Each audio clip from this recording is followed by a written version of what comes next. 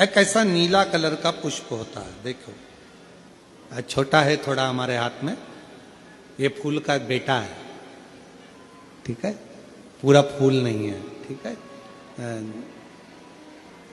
फूल का बेटा है ये छोटा सा। अच्छा दिख रहा है? का है आस्था वालों, दिखाओ तो सही, दिखाओ जरा बाजू में, और थोड़ा सा पास कर दो तो सबको नजर आ जाएगा, ठीक गया? शंख पुष्पी, अपारिजात भी बोला जाता है इसको, ठीक है। हर हर विराजो विराजो। तो एक पुष्प अपन कहते हैं हमारे भगवान देवादिदेव महादेव को, भगवान शंकर को बड़ा प्रिय है ये पुष्प। अब किसी से पूछा जाए, आप कह रहे हो कि शंकर भगवान को ये नीला फूल, ये शंख पुष्पी भगवान शिव को इतनी प्रिय क्यों है, भगवान शंकर को इतनी प्रियता क्यों है, कोई से पूछे तो वो बताए चाहे ना बताए, पर शिव महापुराण का संवाद कर रहे हैं। कंठ में स्वयं मां जगत जननी ने 10 विद्या में से एक मां को याद किया, और मां तारा का एक स्वरूप मां सरस्वती के रूप में विराजमान हो गया। कंठ में रहने से विष की तपन के कारण, कंठ में रहने से विष की तपन के कारण उनका स्वरूप नीला पड़ गया,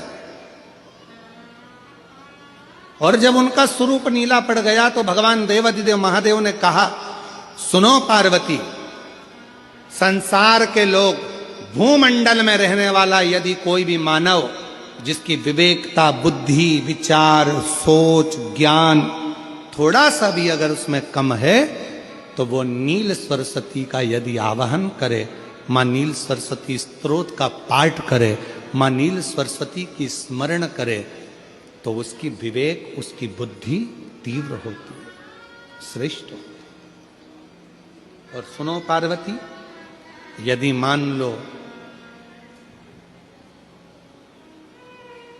कोई मान नील सरस्वती का स्तोत्र का पाठ नहीं कर पाए, आराधना नहीं कर पाए, साधना नहीं कर पाए, स्मरण ना कर पाए, अगर कोई बच्चा एक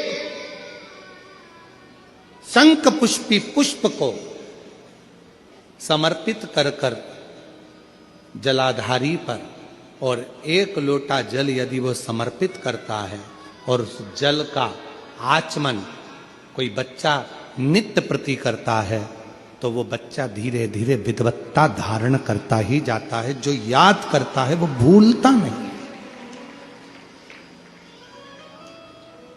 ये मां नील सरस्वती की कथा है। 2 सरस्वती का दर्शन आपको और हमको होता है, 2 सरस्वती का स्मरण आप और हम करते हैं। एक सरस्वती जो स्वयं श्वेत वस्त्र धारण करी है, हंस पर बैठी हैं, और बड़े आनंद के साथ में मां सरस्वती का सुंदर स्वरूप है। पर एक सरस्वती ऐसी हैं जो नीला उनका स्वरूप है, और नील सरस्वती के रूप में उनकी पूजन होती है। मां नील सरस्वती महाराज,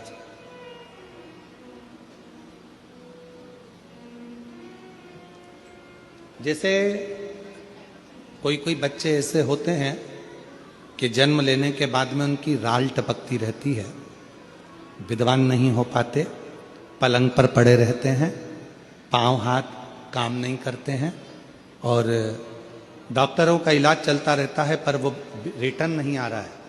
ये इनको बढ़ाओ ना। बच्चों की मुख से राल टपकती रहती है, विद्वत्ता नहीं रहती, माइंड थोड़ा सा कमजोर होता है, और शरीर भी उनका थोड़ा शिथिल रहता है शरीर। तो कई लोग कह देते हैं कि ये बच्चा थोड़ा जल्दी जन्म ले लिया, इसलिए ऐसा हो गया, प्रीमेच्योर हो गया, ऐसा हो गया, वैसा हो गया। दवाइयाँ भी चलती हैं, इलाज भी चलता है, पर उसका कोई लाभ नहीं मिल पाता, और वो बच्चा पलंग पर पड़ा रहता है, राल टपकती रहती है, बुद्धि काम नहीं करती। छोटे छोटे भले वो 20 साल का हो गया, पर 8-10 साल के बच्चों जैसी उसमें विवेकता होती है, बुद्धि होती है। मेरा निवेदन है उन माताओं से, थोड़ी मेहनत आपको करना पड़ेगी उस बच्चे के लिए। अष्टमी, नवमी और चतुर्दशी 3 तिथियां पकड़ कर रखना। कौन कौन सी? जम के बोलो। अष्टमी, नवमी, चतुर्दशी। ये 3 तिथियां ऐसी हैं, चतुर्दशी अमावस्या की भी और चतुर्दशी पूर्णिमा की। अष्टमी नवमी अमावस्या की भी और अष्टमी नवमी पूर्णिमा की। ये वो तिथियां हैं जिन तिथियों में मां नील सरस्वती का स्तोत्र का पाठ कर कर एक शंख पुष्पी पुष्प, एक अपारिजात का पुष्प जलाधारी पर रखकर 7 बार अगर जल का पात्र से जल चढ़ाया जाए और उसी जल को कटोरी में झेल लिया जाए, उस जल को 3 दिन तक लगातार यदि सुबह दोपहर शाम रोज उस बच्चे को देना चालू करिए, उसके हाथ पैर भी काम करना प्रारंभ करेंगे, उसकी बुद्धि भी काम करना प्रारंभ करेगी। जो वो पलंग पर पड़े पड़े राल टपकाता रहता है, उसको लोग कहते हैं कि 18 साल का हो गया और दिमाग केवल 10 साल का है, 5 साल का है, उसमें धीरे धीरे बुद्धि प्रबल होना प्रारंभ हो जाएगी और वो भी एक दिन कार्य करना प्रारंभ कर देगा। जिसको प्रीमेच्योर बच्चे भी कहते हैं। लोग कहते हैं ये बच्चा जल्दी हो गया था, ये बच्चा बीमार पड़ गया था, बचपन में इसको कोई इंजेक्शन ऐसा लग गया था, बचपन में ऐसा हो गया था, बचपन में वैसा हो गया था, गर्भाशय का जल उसके मुख में चले गया था, तो ये बच्चे की ऐसी गति हो रही है। उस बच्चे के लिए अगर आपके आसपास के क्षेत्र में भी कोई बच्चा ऐसा है तो उसको मां नील सरस्वती का स्मरण जरूर कराएं। और अगर आप लोगों के पास में मां नील सरस्वती का स्तोत्र का पाठ ना मिले तो प्रयास करिएगा, मोबाइल पर सर्च कर कर मां नील सरस्वती का स्तोत्र भी निकाल सकते हो। बाजार में से गीता प्रेस गोरखपुर की किताब में भी ला सकते हो, पढ़ भी सकते हो, घर में उसका स्तोत्र का पाठ भी कर सकते हो। मां नील सरस्वती स्तोत्र का स्मरण और बड़े भावों के साथ करें स्मरण।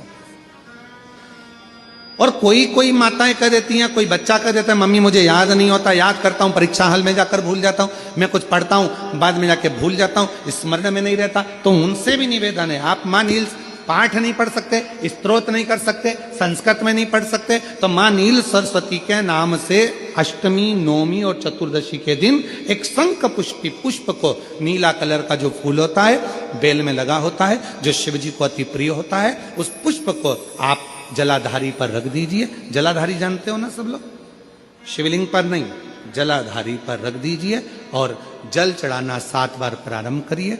बाबा देव अधिदेव महादेव आपको याददाश्ता में प्रबर करेगा। परीक्षा हॉल में जितना तुम याद कर कर गए हो, अच्छी मेहनत कर कर गए हो, तो भूलोगे नहीं, तुम्हारी बुद्धि तीव्र होती चली जाएगी, प्रबल होती चली।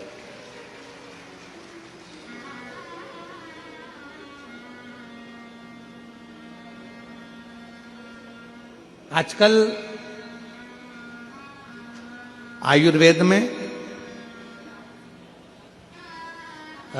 आप लोग अगर आयुर्वेदिक दवाइयां लेते होंगे, आयुर्वेद वालों के पास यदि जाते होंगे, तो वो भी अगर बच्चा पढ़ने में कमजोर है, बुद्धि से कमजोर है, तो उसको